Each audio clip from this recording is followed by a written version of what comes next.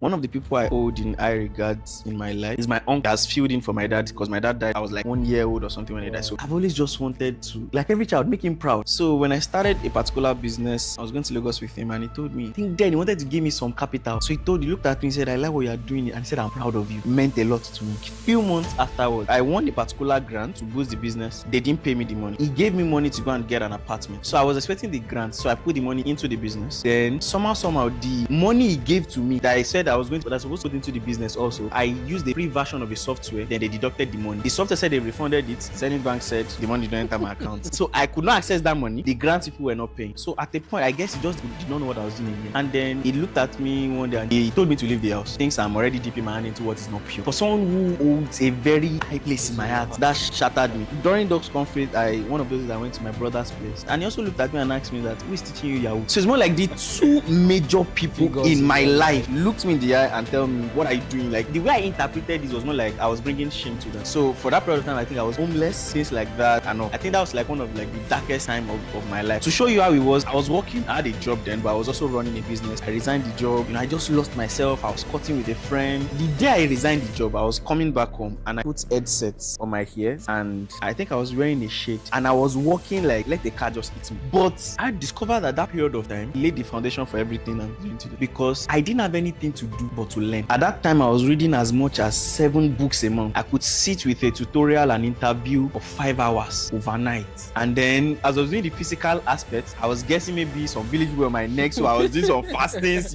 just so that to factor the education. But I realized that the more I learned, and this is what I'm doing, the more I learned, the more I regained my confidence, the more it ignited that thing in me. The more I watched those documentaries, the more I'm more eager to try again. And that's also say that I didn't stay idle. There was a day I trekked from Akobo to Samonda. And what was I doing? I was looking for digital marketing clients. And that was what I was literally using. This one pay me 20k to eat all those times. How did I get out of it? I knew that Yoruba will say, nobody was coming to save me. Is it that I figured this thing out or I perish? I just did not stay idle.